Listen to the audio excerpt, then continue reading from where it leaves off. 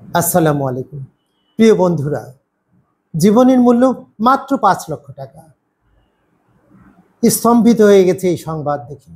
Metro rail কর্তৃপক্ষ তাদের অবহেলা, দায়িত্বহীনতার কারণে অতীত একটি দুর্ঘটনা হয়েছিল।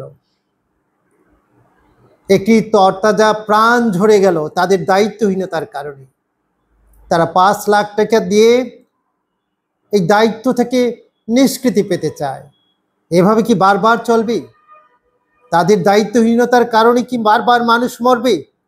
আর এ ধরনের ৫ লাখ টাকা দিয়ে একটা একটা দারুণ কষ্টের অনিশ্চয়তার মধ্যে একটা পরিবার পড়ে গেল এবং রাষ্ট্র পড়ে গেল।